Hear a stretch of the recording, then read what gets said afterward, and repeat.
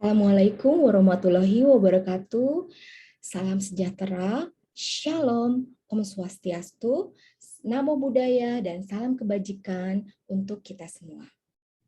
Apa kabar rekan-rekan mahasiswa juga, rekan-rekan semuanya, atau siapapun yang sedang menonton channel YouTube ini. Apa kabar? Semoga dalam kondisi sehat ya, sehat dan bahagia. Amin. Oke, kali ini saya akan mempresentasikan mengenai PDD UKT PT Pengajaran dalam rangka Smart Cerdos 2021. PDD UKT PT ini apa sih? Ini adalah pernyataan diri dosen dalam unjuk kerja Tridharma Perguruan Tinggi, nah dalam bidang pengajaran. Oke, sebelumnya kalau mahasiswa saya juga pasti sudah tahu siapa saya, tetapi mungkin yang lain yang belum tahu saya perkenalkan diri dulu ya. Nama saya Anastasia Puji Erasa Santi. Saya merupakan dosen di Fakultas Ekonomi dan Bisnis, program studi akuntansi di Perbanas Institute Jakarta. Oke, kalau sebelumnya kan sudah bahas tentang RPS gitu ya. Nah ini kita sekarang di spesifik untuk pengajaran ya, mata kuliahnya Perpajakan 2, ini untuk pertemuan ke-9 yang membahas tentang pajak penghasilan badan. Jadi pajak penghasilan badan merupakan materi yang diberikan kepada mahasiswa agar semakin memperdalam pengetahuan mengenai pajak penghasilan badan sesuai dengan RPS, yaitu untuk pertemuan minggu ke-9. Menjunjung tinggi capaian pembelajarannya ya, menjunjung tinggi dan menginternalisasikan nilai kemanusiaan dalam menjalankan tugas berdasarkan nilai agama, moral, dan etika. Berperan serta dan berkontribusi sebagai warga negara yang cinta terhadap tanah air dan memiliki nilai nasionalisme serta tanggung jawab kepada bangsa dan negara dengan cara taat hukum dan mengamalkan nilai-nilai Pancasila. Menunjukkan sikap bertanggung jawab atas pekerjaannya, sesuai dengan bidang dan keahlian secara mandiri dan menerapkan etika profesi. Mampu berpikir kritis, logis, kreatif, inovatif dalam mengembangkan dan mengimplementasikan pengetahuan dan teknologi secara humanis. Oh, ini penting banget ya, secara humanis, sesuai dengan bidang keilmuan dan keahliannya. Mampu menghitung dan menyusun laporan perpajakan baik untuk wajib pajak orang pribadi maupun badan, dan mampu melakukan rekonsiliasi fiskal, rekonsiliasi pajak ya, sesuai dengan undang-undang dan peraturan perpajakan yang berlaku di Indonesia. Menguasai konsep dan prinsip hak dan kewajiban perpajakan dengan cara mampu menghitung, dengan cara menghitung, menyetorkan, dan melaporkan SPT orang pribadi dan badan. Capaian pembelajaran mata latih. Mahasiswa mampu menjelaskan gambaran umum pelunasan PPh dalam tahun berjalan. Mahasiswa mampu menentukan koreksi fiskal, baik itu koreksi fiskal positif maupun negatif, disertai dengan penjelasan setiap akun yang dikoreksi. Mahasiswa mampu menghitung besarnya laba atau rugi komersial dan fiskal, menentukan tarif pajaknya, besarnya PKP, menghitung kredit pajak dan pengurang PPh, menghitung total pajak yang harus dibayarkan, dan juga tahu nih berapa angsuran pajaknya setiap bulan yang diatur di dalam PPh pasal 25. Oke, pokok pembahasannya, dasar hukum, materi, teori-teori ya, rumus perhitungan, contoh kasus, kemudian pembahasan dan penutup. Dasar hukumnya ini Anda bisa baca, yang pastinya sih Undang-Undang tahun nomor 36 tahun 2008 tentang pajak penghasilan ya, Undang-Undang PPh nomor 36. Ini sisanya bisa Anda baca gitu ya. Oke. Lalu pengertian PPh ya. Pengertian pajak penghasilan seperti sudah dibahas di kelas sebelumnya, pajak penghasilan adalah pajak yang dikenakan terhadap subjek pajak berkenaan dengan penghasilan yang diterima atau diperoleh selama 1 tahun pajak. Nah, subjek pajaknya itu apa? Siapa? Ya. Kalau apa itu objek pajak? Ini subjek pajak. Jadi siapa? Itu adalah orang pribadi atau perseorangan, WPOP kita bilangnya, wajib pajak OP. HPP, orang pribadi, warisan yang belum terbagi dalam satu kesatuan, badan, dan bentuk usaha tetap atau BUT. Lalu apa yang dimaksud dengan ketika kita bicara tentang PPh, pajak penghasilan badan, apalagi membahas tentang koreksi fiskal, pasti tidak lepas dari deductible expenses. Ya, yang paling penting ketika kita membahas apa sih yang dimaksud dengan deductible expense, ini yang saya merah-merah ini nih, ini yang paling penting nih, mendapatkan, menagih, dan memelihara. Jadi deductible expense itu apa sih? Biaya yang dapat dikurangkan dari penghasilan bruto yang berkaitan dengan mendapatkan, menagih, dan memelihara. Kita biasa bilangnya 3M, ya, 3M. Dia memenuhi unsur ini nggak? Mendapatkan, menagih, dan memelihara. Memenuhi unsur ini nggak? Ya, contohnya apa sih yang merupakan objek pajak? Ya, di antaranya misalnya biaya secara langsung atau tidak langsung berkaitan dengan kegiatan usaha. Ya, dia udah berkaitan dengan usaha nggak? Gitu ya. Kalau nggak berkaitan dengan usaha nggak bisa, meskipun dia mendapatkan, menagih, dan memelihara gitu ya. Dia harus secara langsung. Ini yang paling penting ya. Misalnya terus penyusutan dan amortisasi, iuran kepada dana pensiun, kerugian karena penjualan atau pengalihan harta, kerugian selisih kurs dari transaksi mata uang asing ya. Lalu biaya penelitian dan pengembangan perusahaan, biaya beasiswa, magang dan pelatihan, piutang yang nyata-nyata tidak dapat tertagih. Ini harus ada ini ya, harus ada harus ada putusan dari pengadilan untuk yang ini ya. Jadi nggak bisa sembarangan, ini nggak bisa ditagih, ini langsung dikurangin, nggak bisa ya, nggak boleh serta-merta seperti itu. Nah, sumbangan ya, sumbangan pun juga ini nanti harus hati-hati nih ya. Sumbangan yang boleh dikurangkan adalah sumbangan yang berkaitan dengan, misalnya sumbangan berkaitan dengan bencana alam. Misalnya ada bencana nih kemarin ada di tanah longsor di situ di dekat perusahaan gitu ya. Terus dia lakukan sumbangan ya serta-merta langsung. Boleh dikurangkan nggak? Nggak bisa ya. Yang boleh dengan bencana nasional. Misalnya contohnya apa? Ini bencana dianggap sebagai bencana nasional, pandemi COVID-19 itu dianggap. Jadi kalau misalnya ada sumbangan berkaitan dengan pandemi COVID-19, nah itu boleh dikurangkan. Ya. Ini diatur di pasal 6 ayat 1 Undang-Undang Undang-Undang Pajak Penghasilan nomor 36 tahun 2008. Lalu biaya yang dapat dikurangkan itu diatur. Nah, tadi ya sudah bilang ya. Itu apa saja sih? Ya, pembentukan biaya yang dapat dikurangkan diatur khusus secara fiskal nih. Pembentukan dan pemupukan dana cadangan, penggantian imbalan dalam bentuk natura, zakat dan sumbangan. Nah, ini masih dalam ini diatur di Undang-Undang HPP ya. HPP peraturan harmonisasi peraturan perpajakan. Ini sudah dikaji, ini mungkin sudah tidak boleh lagi gitu ya. Nanti bisa dilihat lagi. Lalu zakat dan sumbangan keagamaan, pembayaran pajak dan restribusi daerah, kenikmatan dan fasilitas diberikan pegawai yang dapat dibiayakan sebesar 50%. Ini juga nanti coba dilihat lagi di RUU HPP itu dibahas ya. Pembelian software umum dan khusus, pembayaran PBB, pinjaman tanpa bunga dan dari pemegang saham, pajak masukan dari PPN ya, dan biaya entertain. Nah, biaya entertain ini juga harus hati-hati nih. Dia punya daftar nominatif nggak? Kalau dia nggak punya daftar nominatif, dia nggak boleh dikurangkan ya. Nah, kalau daftar nominatifnya cukup besar dan signifikan, sebaiknya pakai itu ya. Kalau memang ada fasilitas ini boleh dikurangkan, kenapa enggak? Tinggal ala bisa karena biasa. Kalau terbiasa, emang daftar nominatif itu cukup detail ya. Kadang-kadang kalau nilainya kecil perusahaan tuh suka udahlah udah nggak apa-apa deh, nggak usah diakuin, nggak dibiayain juga nggak apa-apa. Tapi ketika dia boleh dibiayakan, dia harus ada syaratnya ya, dia harus punya daftar nominatif. Nah, kemudian yang non deductible expense ya.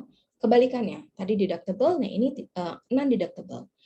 Non deductible adalah pengeluaran yang tidak boleh dikurangkan. Jadi seperti yang tadi saya bilang, kalau menurut SAK, menurut PSAK 46 misalnya, itu semua biaya-biaya harus dicatat gitu ya. Tetapi permasalahannya dari aspek pajak gitu ya, tidak semua biaya boleh dikurangkan ya.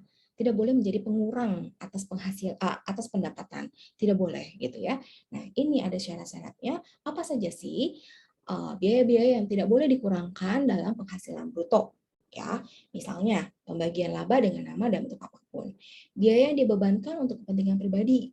Nah, tadi seperti saya bilang ya, misalnya bayar plafonnya untuk rumahnya bos. Misalnya perjalanan dinasnya untuk istrinya bos yang dia tidak masuk dalam kepengurusan atau karyawan gitu ya. Misalnya bayar asuransi, premi asuransi tapi buat anaknya bos gitu ya. Itu nggak boleh. Lalu tadi mana ya? Kepentingan pribadi. Nah, pembentukan atau pembukaan neraca cadangan, premi asuransi. Premi asuransi apa nih namanya? Imbalan sehubungan dengan pekerjaan yang diberikan dalam bentuk natural dan kenikmatan, jumlah yang melebihi kewajaran, harta yang dihibahkan, pajak penghasilan, biaya-biaya yang dibebankan untuk kepentingan pribadi. Ini ya tadi seperti saya bilang ya, untuk kepentingan pribadi, gaji yang dibayarkan pada anggota sekutu firma dan ini yang modalnya tidak terbagi atas saham, sanksi administrasi ini penting ya. Jadi sanksi administrasi baik itu berupa bunga, denda, kenaikan sanksi pidana dan sebagainya ini nggak boleh dikurangkan sebagai pengurang biaya ya. Sebagai pengurang penghasilan. Selain diatur dalam pasal 9 ayat 1, terdapat biaya lain yang tidak boleh dikurangkan. Misalnya pengeluaran dan biaya yang tidak boleh dikurangkan dalam bentuk peserta PKP ini dalam negeri usaha tetap. Lalu bunga pinjaman dan deposito, biaya pinjaman terkait debt to equity ratio. Ya, perbandingan utang dan modal semuanya diatur di sini peraturannya.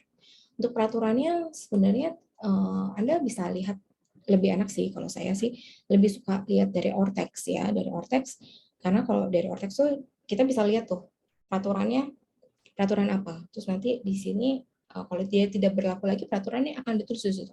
Peraturan tidak berlaku lagi, klik di sini, klik untuk peraturan yang berlaku saat ini gitu ya.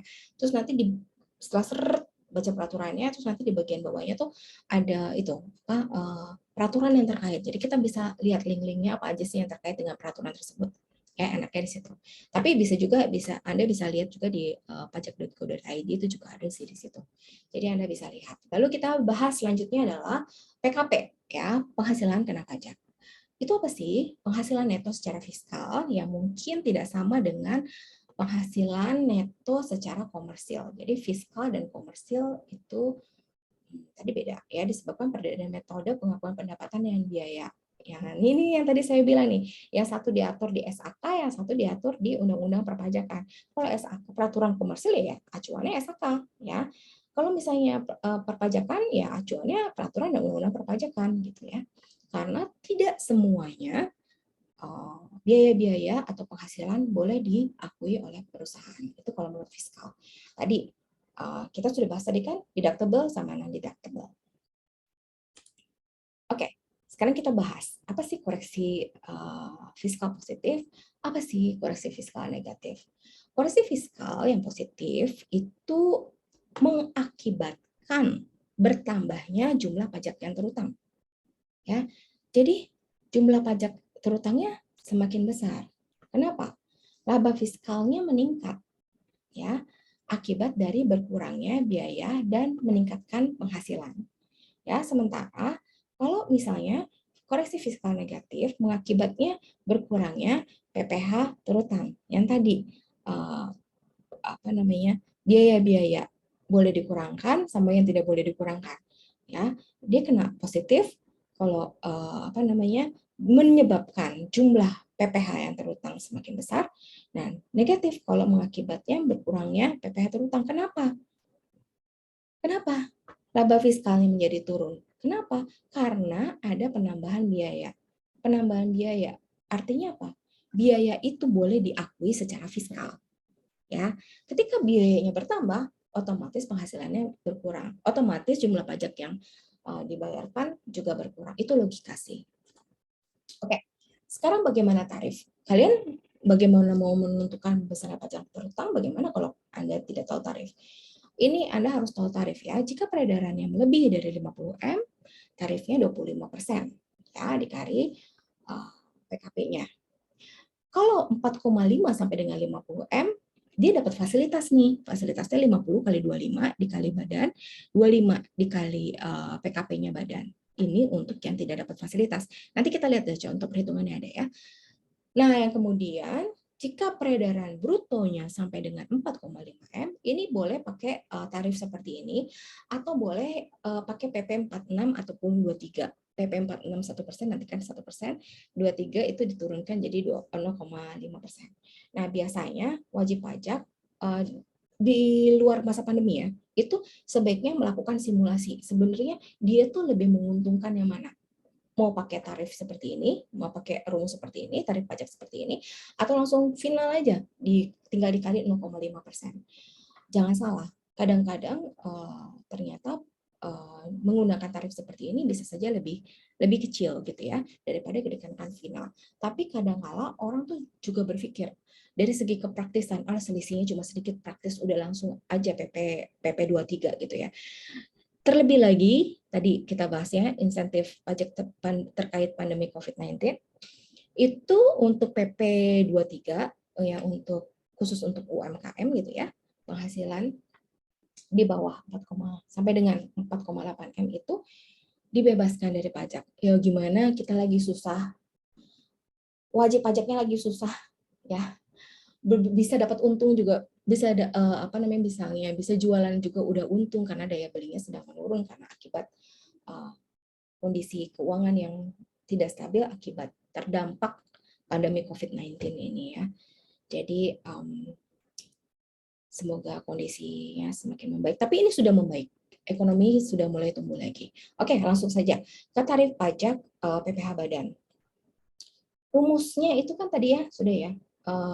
Untuk yang dapat fasilitas 4,8 M dibagi peredaran bruto dikali PKP. Nah, ini tadi bersifat final yang penghasilan dari usaha yang diterima atau diperoleh WP memiliki peredaran bruto tertentu dikenakan pajak penghasilan bisa final sebesar 1%. 1% ini yang lama ini PP 46 ya, sekarang PP 23 ya, itu 0,5%.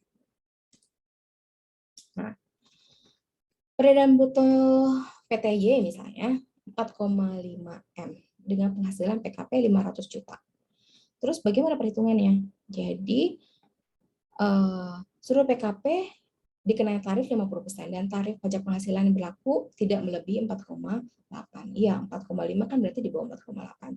Langsung dia dapat fasilitas. 50 kali 25 dikali 500 ini PKP-nya ya, sama dengan 62,5. Nah, ini contoh perhitungan PTX 30 miliar dengan PKP, ini peredaran brutonya ya, dengan PKP-nya 3 miliar gitu ya. Sehingga yang dapat fasilitas nggak? Ya, jumlah PKP fasilitas 4,8 ya. Tapi kan kurang dari 50 M ya.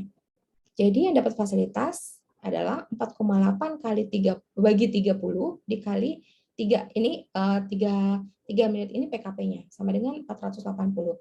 Lalu jumlah PKP dari peredaran bruto yang tidak memperoleh fasilitas. Jadi yang dapat fasilitasnya ini, yang tidak dapat fasilitas adalah senilai segini. Sehingga total pajak terutangnya 20. Kok 20 ya? Aduh, 50% kali, semoga nggak ngantuk ya. Kalau saya tadi bilang 20, itu saya langsung ingat ya. Coba kalau misalnya Anda semua yang langsung bilang 20, bukan Bu, itu 50 gitu ya. Oke, 50% kali 25 dikali 480 dari sini. Ini untuk yang tadi yang dapat fasilitas. Terus yang nggak dapat fasilitas ya udah dikali 25% dikali yang ini, sisanya dari sini nih. Ya, ini PKP-nya dikurangin dari yang fasilitas, sehingga hasilnya adalah 630. Tinggal dijumlahin aja. Ya, ini kan karena fasilitas ya. Oke, jadi pajak penghasilan yang terutang jadinya 690. Karena kalau langsung dikenakan tarif segini gitu ya, pasti tinggi ya, pasti tinggi. Tapi kan ini di bawah 50 juta, jadi dia masih dapat 50 juta, 50 M. Nah, jadi dapat fasilitas. Oke. Nah, ini juga bagian kredit pajak itu bagian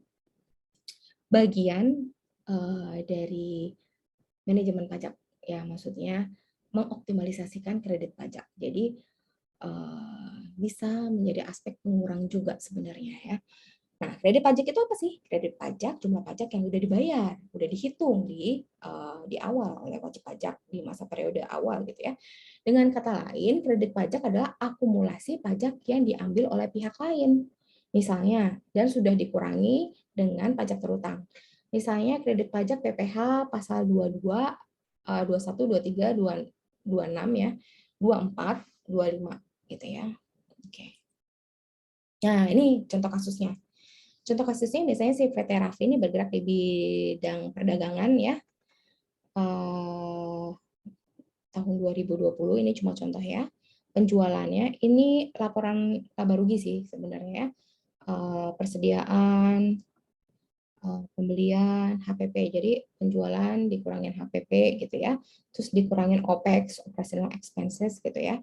Terus nanti dikurangin other income, other expense, terus ketemulah labanya gitu. Ini semua secara komersil ya. Terus keterangan tambahannya ini. Ada fixed assetnya dia, terus ada keterangan tambahannya ini. Membayar PPh, dan PPh pasal 22 sudah, terus ini persediaannya diatur ini nanti untuk koreksi fiskalnya.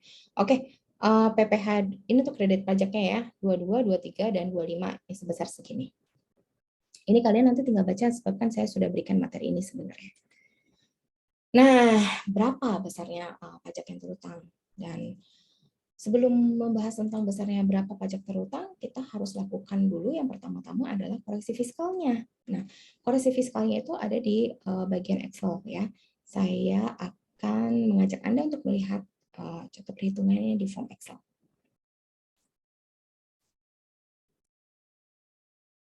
Ini kan tadi ini tadi soalnya ya, ini soalnya dan ini keterangan tambahannya Excelnya juga sudah saya berikan ya. Jadi Anda diminta untuk menentukan akun apa saja yang dikoreksi secara fiskal positif dan negatif, menentukan besarnya saldo fiskal, menentukan laba rugi yang digunakan sebagai dasar perhitungan di perhitungan besarnya pajak terutang gitu ya. Oke, yang pertama-tama Anda harus tahu dulu nih ya di sini. Anda harus tahu dulu apa saja yang dikoreksi fiskal positif dan apa yang dikoreksi fiskal negatif gitu ya. Oke, kita langsung saja bahas. Nanti kalian bisa lihat dan belajar. Ini kan saya mempersingkat waktu saja sebenarnya. Apa saja sih kita bisa lihat? Kalau misalnya dia tidak ada yang dikoreksi fiskal, ya udah jumlahnya sama. Menurut akuntansi atau komersil, nggak ada koreksi, ya udah hasilnya sama menurut fiskal. Tapi kita fokus untuk apa saja sih sebenarnya yang apa saja sih sebenarnya yang dikoreksi fiskal. Contohnya persediaan akhir gitu ya. Persediaan akhirnya kan 700 ini ya, 700. Kan dia bilang nih, nilai persediaan akhir 700. Ya udah, persediaan akhir 700. Di sini 700. Kalau di sini 720 ya, ini 700, jadi bertambah apa berkurang? Ya, berarti mengurangi kan. Kalau mengurangi, biayanya mengurangi berarti adalah koreksi fiskal negatif. Ya, di sini ada notes-nya. Persediaan dan pemakaian persediaan untuk menghitung harga pokok berdasarkan rata-rata tadi FIFO ya. Hasilnya ada segini. Nah, ini dasar hukumnya apa? Pasal 10 ayat 6 Undang-Undang PPh ya. Lalu semuanya sama dan di sini nih. Nah, beban pengobatan yang ditanggung perusahaan, ya, penggantian atau imbalan hubungan dengan pekerjaan atau jasa yang diberikan dalam bentuk natural dan kenikmatan. Ini nggak boleh dikurangin. Ini diatur di pasal 9 ayat 1 ya. Lalu ada juga nih sanksi administrasi pajak tadi seperti yang dibahas ya. Ini nggak boleh ya, nggak boleh ya. Akhirnya dikurangi juga ya, harus dikeluarkan sehingga habis nih kosong-kosong. Sehingga kalau misalnya ini nggak boleh dibiayain kan berarti apa tadi kan koreksi fiskal positif. Pemikirannya gimana? Berarti penghasilannya dia semakin besar karena biayanya nggak boleh dikurangin kan? Ya kan? Kalau biaya nggak boleh dikurangin berarti apa? Akibatnya apa? Biaya nggak boleh dikurangin. Berarti biayanya semakin sedikit karena nggak boleh dikurangin kan? Sehingga apa? Pajak penghasilannya semakin besar ya. Logikanya sih begitu logikanya. Lalu apalagi? Nah, ini ada peraturannya ya. Lalu ini penghapusan piutang. Penurunan tidak dapat nggak boleh. Kecuali kalau misalnya dia bilang cadangan piutang sudah sesuai dengan hasil putusan, ditunjukkan hasil putusan sidang dan sebagainya. Nah, ini boleh. Ya, ini boleh dikurangkan gitu ya. Karena ini nggak ada, ini nggak boleh dikurangkan. Nah, ini juga nih, biaya jamuan. Dia nggak punya daftar nominatif. Ya, ini diatur di sini. Karena nggak ada daftar nominatif, ya dia nggak boleh dikurangkan gitu ya. Nggak boleh, jadi harus dikoreksi positif gitu. Oke, terus lagi ada penyusutan sebesar penyusutan pengumpulan harta berwujud 35 ya. 3.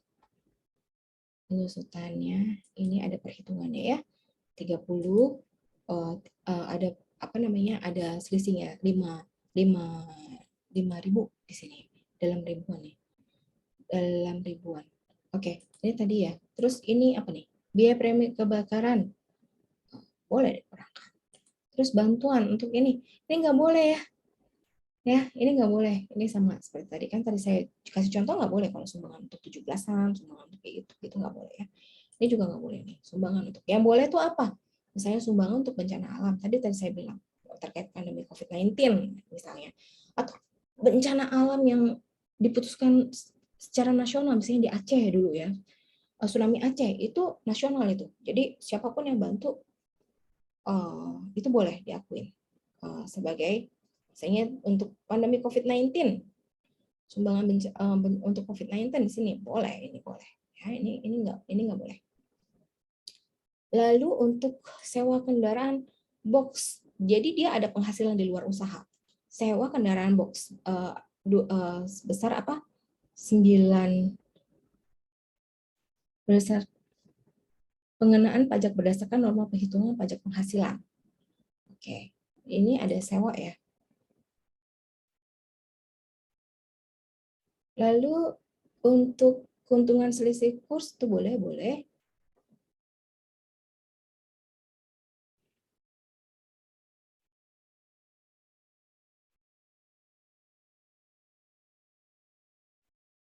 Lalu untuk ini nih, jasa jasa giro bank.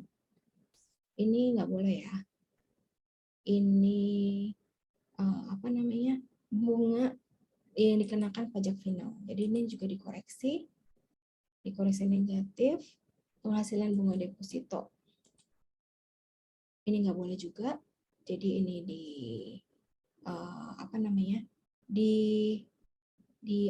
dikeluarkan dari penghasilan. Jadi penghasilannya tidak bertambah ya. Terus jadinya totalnya berapa? Penghasilan bersih dalam negerinya totalnya segini gitu ya. Totalnya jadi segini kalau versi pajak, sehingga PKP-nya adalah sebesar segini. Ini dikurangin, ini ditambah ini. Laba bersih, terus penghasilan dari Singapura, jadi totalnya segini. Ini tadi yang 35. Ini hasilnya 35 untuk yang perhitungan fixed asset ya. 5%, penyusutannya totalnya segini 35. Nah, ini perhitungannya kalau di sini adalah 40, jadinya ini 5%. Itu karena ada perbedaan tarif ya, Oke.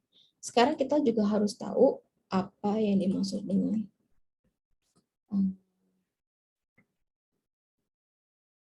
yang tadi itu ya. Oke. Ini beda tetap sama beda waktu, nanti kalian bisa baca ya di sini. Misalnya untuk persediaan koreksi fiskal negatif ini beda waktu gitu ya.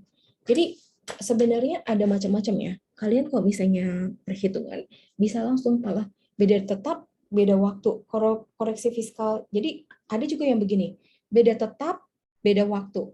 Kalau dia positif berarti ya udah berarti koreksi fiskal positif. Kalau dia mengurangi berarti koreksi fiskal negatif. Jadi langsung begitu gitu. Langsung bisa dikurangkan gitu ya. Intinya langsung tahu koreksi fiskalnya positif atau koreksi fiskal negatif. Oke. Sehingga kita tahu ya, PKP-nya sebesar segini. Oke, kalau gitu kita kembali lagi. Bagaimana perhitungannya? Ini kan tadi koreksi fiskalnya kan. Sekarang kita lihat bagaimana perhitungan PPh badan yang terutang. Ya, ini tadi kita sampai di sini ya. Kita sudah lihat bagaimana koreksi fiskalnya dan alasan kenapa dikoreksi fiskalnya. Kalian tahu dasar hukumnya apa. Oke, ini tadi ringkasannya ya.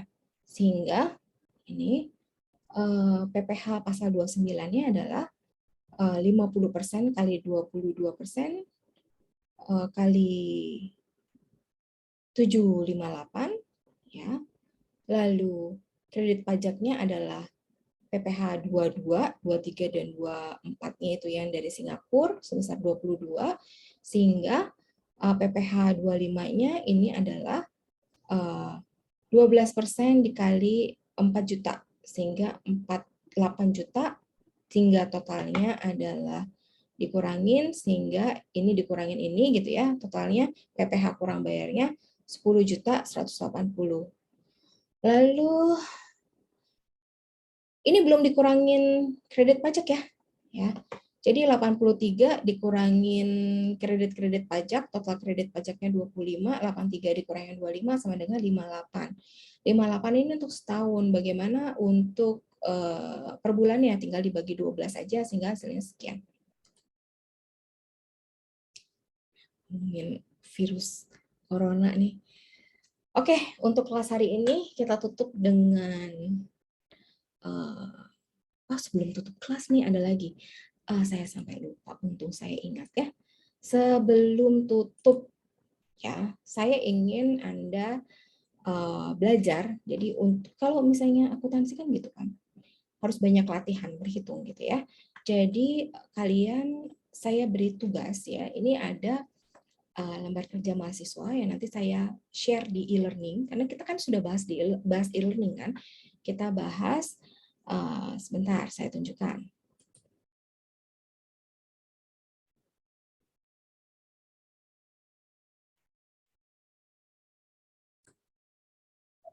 Ini lembar kerja mahasiswa yang nanti Anda harus kerjakan ya. Ini Anda bisa baca sendiri ya.